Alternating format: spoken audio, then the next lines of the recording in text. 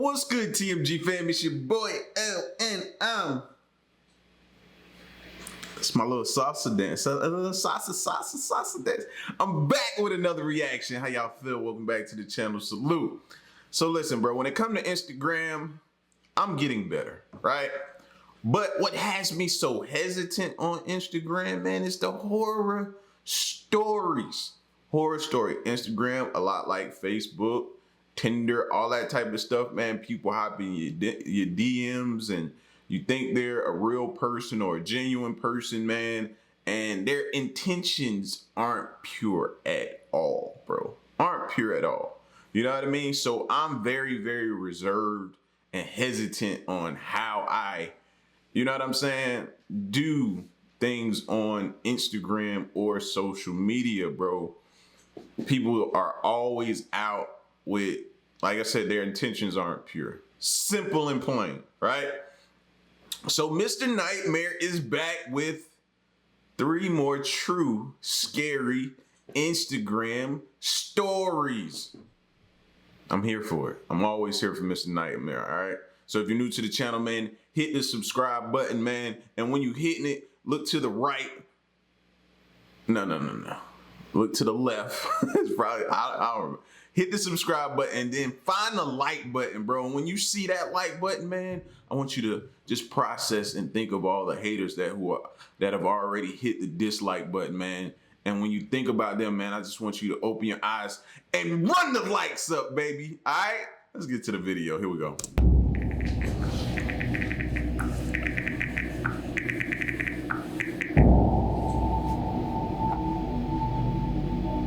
Instagram is my favorite time waster app.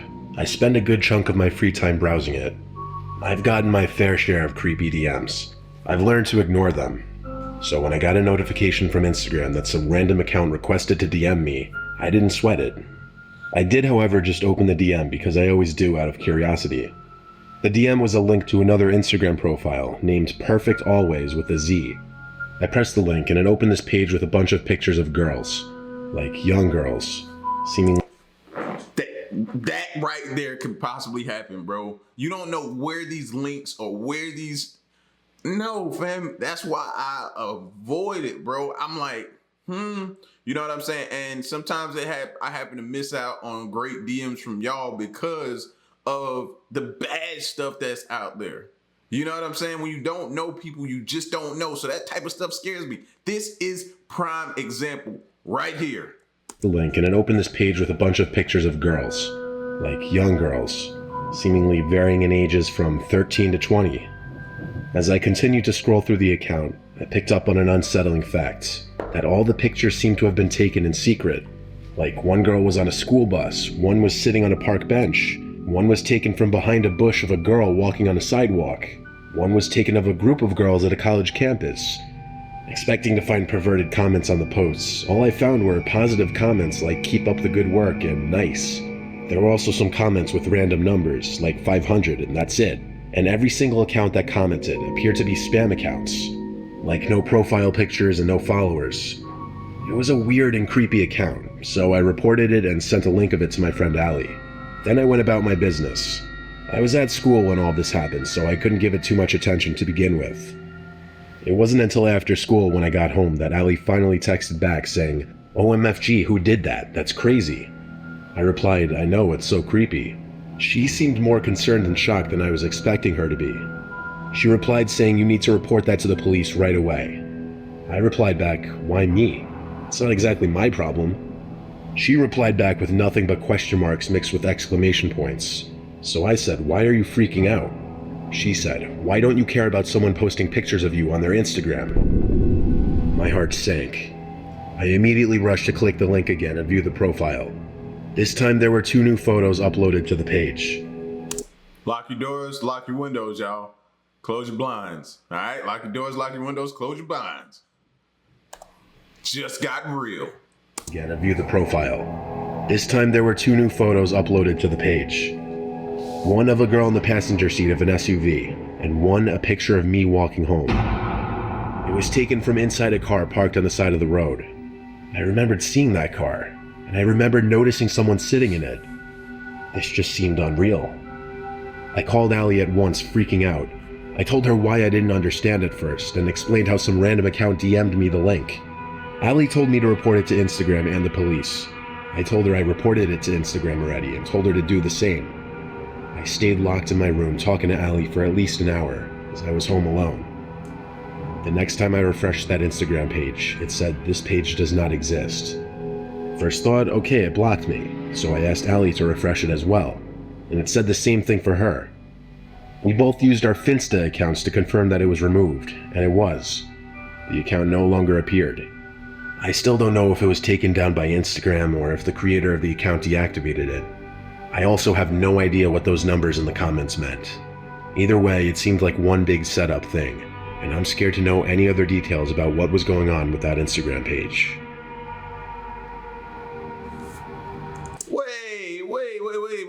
Wait a minute. What about the person who took the picture? Like, I would need to know you got like 24-hour surveillance cop car posted outside your crib right now. Like, you worried about a page getting taken down. That's cool. Instagram account being taken down. That's cool. But this fool took a picture of you to post it. Was following you. Like, let's not... Y'all worried about the wrong thing. I'm deeper than that.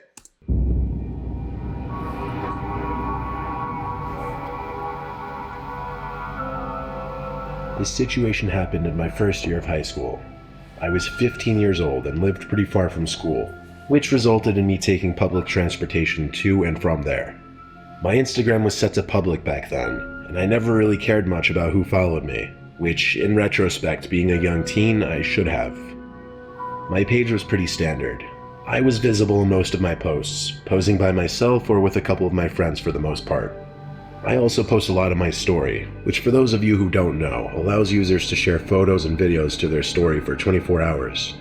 In those stories, I would sometimes include a shot of me waiting for the bus or at the subway with music playing in the background. I remember posting such one day, and randomly looking at my stories and seeing who viewed them. I had around 120 views, most of them from people I knew. One account in particular stuck out. The profile pic showed an unfamiliar middle-aged man. The selfie was taken at a weird close-up angle, like those cliché parent selfies. He had seen every one of my stories posted. I didn't really think that much of it, and continued about my day. Hours later, when I was nearing sleep at around 2 a.m., I got notifications that that same man had requested to DM me, followed me, and liked all my posts. I had about 12 posts, so it wasn't a crazy amount of notifications. I opened his DM and it just said, "Hey," with a smiley face. I definitely found this crazy weird, so I didn't respond and checked his profile. His username was odd. Sam with a bunch of numbers. He only had one post, the weird angled selfie with 2 likes. I finally got a decent look at his face. He was pale and bald with dark tinted sports glasses. He seemed to be wearing a ripped white t-shirt. He had 5 followers and was following around 400 people, which mostly consisted of teenage girls, young women, and a few celebrities. Realizing what an actual creeper this guy was, I blocked him, plain and simple. In the morning, I got off the subway stop that's next to my school and took a seat on the bench in the middle of the platform to adjust my backpack. Upon doing this, I felt someone watching me. The platform was packed with people, so I thought maybe it was just my anxiety. I rose up and turned to find the now familiar middle-aged creep staring at me. His eyes were a glossy blue color, sunken and droopy. He stood a good 20 feet from me, just gawking with an angered frown. I felt the strong urge to throw up and cry at the same time. My skin... You gotta make a scene. You gotta make a scene. In this type of situation, bro, all these people, you gotta make a scene. Start screaming and spazzing out. Why are you looking at me like you gotta make a scene right here? Prickled and my whole body filled with fear. Everything I was feeling was multiplied by 1,000 as I realized he was slowly walking towards me. No one paid him any attention. No one batted an eye. And I remember breathing hard and heavily, wishing someone would pick up on what was happening. I turned and speed walked around and past people trying to lose him. Though with each step I took back, he took 2 steps forward. He was getting a lot closer to me by the second. It was all happening so fast, and I honest to God didn't know whether to continue to run or attempt to draw attention to him. I ran into a woman with a seemingly friendly face on the stairs, and that's when I decided on the latter. I told her that guy in white is following me. As I spoke, I heard my own voice quiver, and that's when I realized how afraid and panicked I actually was. She noticed the man I was referring to at the bottom of the steps, and right away she called him out.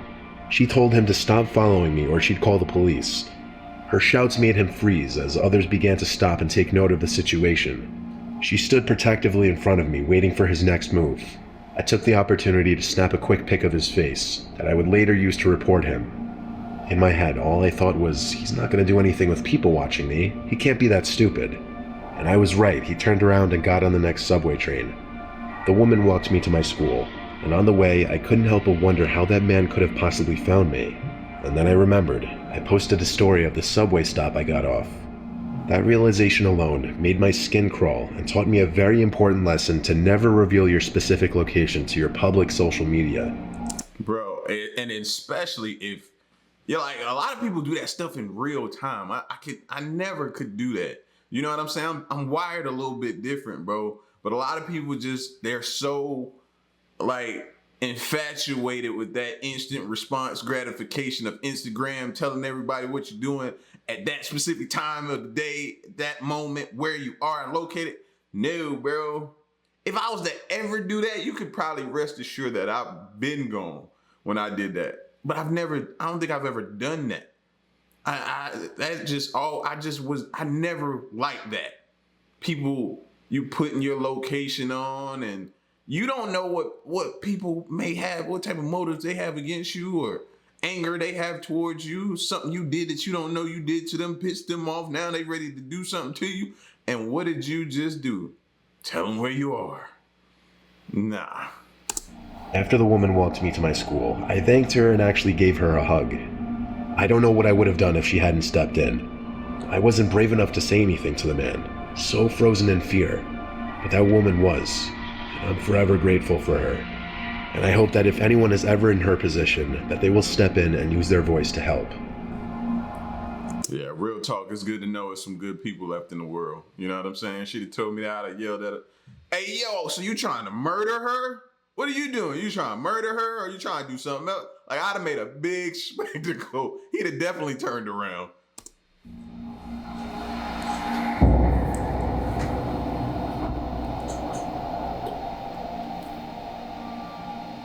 The internet and social media can be a very dangerous thing. This personal experience of mine is a prime example of what I mean. I've had an Instagram account for like 7 years now. I used to post on it a lot more when I was younger.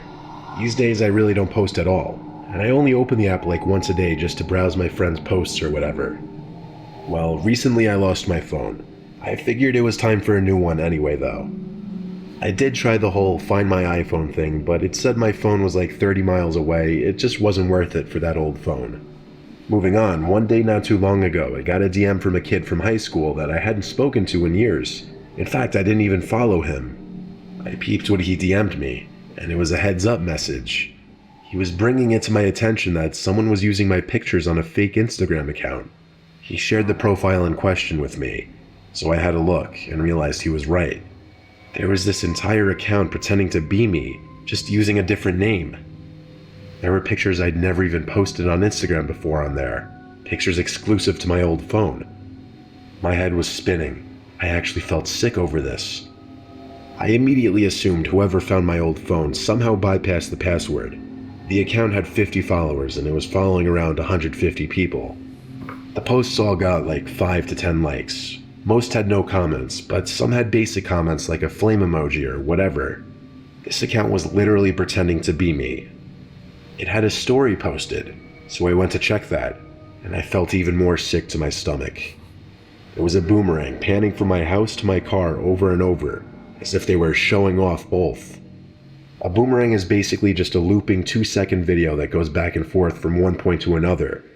This meant whoever was doing this knew where I lived, and had any other information I may have still had on that phone. The story was... See, that'd be my point, man. Like, I don't know, a lot of y'all know, man, I just recently this year, was it this year? I think it was this year or the end of last year.